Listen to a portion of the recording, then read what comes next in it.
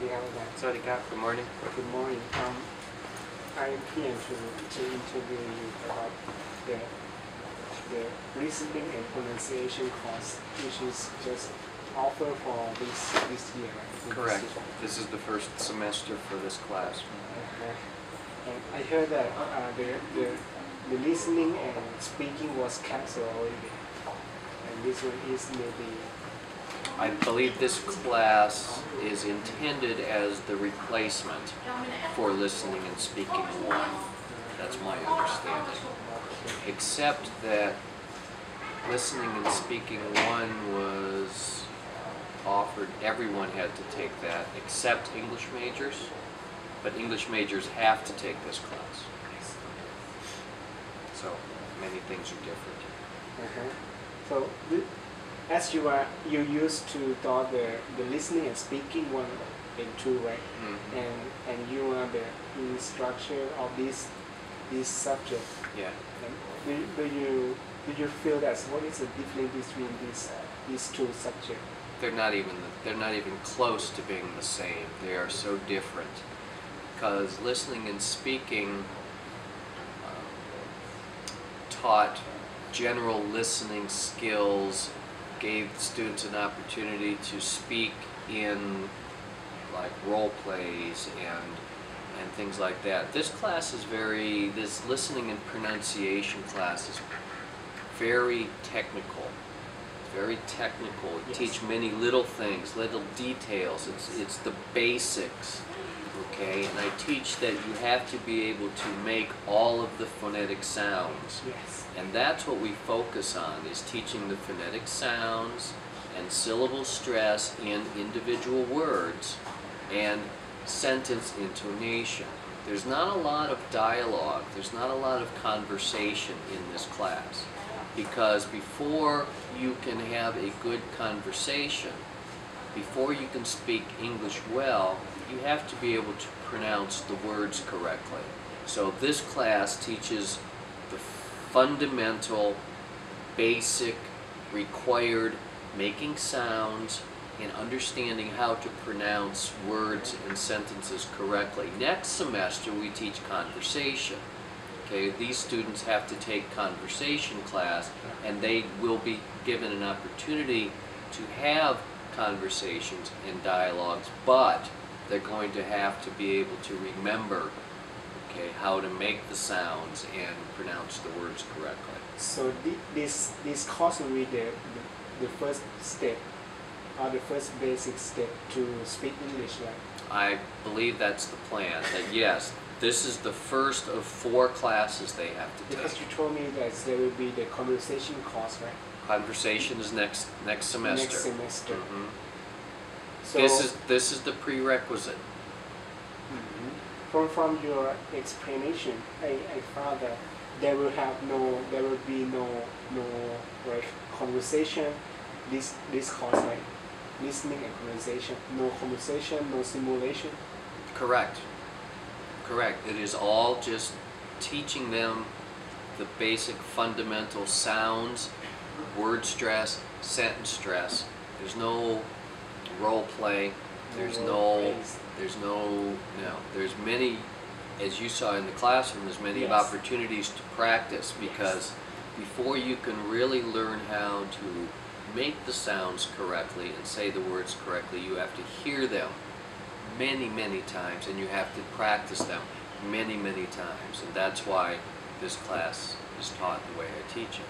Yes, why we were observing you and your student, you found that you try to encourage them to speak, right? Sure. Every student, every day, many times. They can't be lazy, because they never know when I'm going to call on them, right? So everybody always has to be prepared. So this technique will make them ready when you call them, they will be ready to speak, right? I hope so. Because they don't know. They don't know when. What did you see? Most of them were ready to speak when I called on them, right? So they must make them feel ready when you call them. And they know. They know from the first day I told them. So they have to do their homework. They have to be prepared when they come to class. They have to be prepared to participate. So let's talk about the activity in the class. I found that you, from my observation, I found that you will be the one who will explain how to pronounce this word, and you will pronounce it as a native speaker, right? Mm-hmm. And then the student will repeat what you have said, right? That's part of it. That's part of it. I mean, that's not all of it. Not all of it. You know, because the materials teach them how to make the sound. Okay, there's a mouth diagram, and we explain with instructions on how to use your mouth. Okay, so there's a picture, there's an explanation, Yes. then I give an example of how it's supposed to sound, and then they practice it. There's four ways for them to practice it, and then when we have quizzes or exams, I speak with every one of them one-on-one and correct their pronunciation. Yeah, yeah. So we attack this problem, from 5 or 6 different directions, Yes. because everybody learns differently, right? Yeah, yeah. Some people can look at a picture and know, to make the TH like, okay? Some people can look at a picture and do that. Some people have to read instructions, okay? Some people don't like to look at pictures, don't like to read, but if they see me do it or hear me do it, then they can mimic it, they can do it. So I come at pronunciation from a number of different angles, and Yeah. hopefully everybody will find one way, their own way, that will help them to be able to pronounce words correctly. So you will get different way to achieve how to pronounce correctly, and it depends on the student to find their own way to pronounce. Absolutely. I don't think it's good to just teach one way, Yes. because that will only get to a small amount of students. But if you teach it many different ways, many different times, and the students are paying attention, then you hope that most of them, if not all of them, will be able to grasp and understand what they have to do. Okay. This is what you thought it while you are teaching them, right? Well, when I was creating this class and creating the materials, my plan was to teach it many different ways. Okay, that was my plan. And as I taught it, it got a little better, and added a couple different ways also. So it was developed while I was teaching, but it was the idea before I started teaching. I knew I was going to try and teach it many different ways.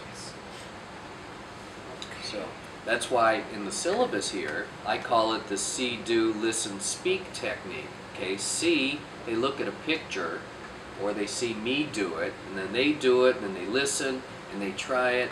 Okay, the see is to look at the picture, or to read the explanation, or to see me do it, see me demonstrate it. Okay, and then they try and do it, and then they listen, and then they speak again, and then I sit down with every one of them and say, no, you have to do it this way, and have them listen and try it. This sounds like they will have a lot of time to listen to you, right? More than they... 70% of speaking is being able to listen. 70% of speaking correctly Yes. is being able to listen and to understand what proper pronunciation sounds like. If you know what it sounds like, it's a lot easier to do it. So absolutely, they have a lot of time to listen in that class, and that's why it's called pronunciation and listening. And that's why whenever we have quizzes, we have exams, a lot of it is listening also. Is your create your own approach, right? Mm-hmm. Well, it's just my name for it. I mean, I know, a lot of teachers don't like to teach pronunciation because it's hard. I mean, it's very difficult, because as Thai students, Just You've been pronouncing words all your life a certain way, Mhm. right? Mhm. Like January, right? We know that that's the incorrect way to pronounce that word. It's not January, But it's they can- January. But they can write correctly. Sure. So, you It's know, the problem. that's the problem. The problem is if I teach pronunciation to Pratom students, okay, it's easier because they haven't been saying words incorrectly for 20 years. It's only been, 2 or 3 years, all right? So they're not into bad habits yet. I But feel- 20 and 20-year-olds, college, university students, have been saying "wa" instead of all their life. And you have to teach them that that's wrong. So, Did you heard about the audio-lingual method before? oh, I'm sure I've read about it, yeah. Do you think that's something related to your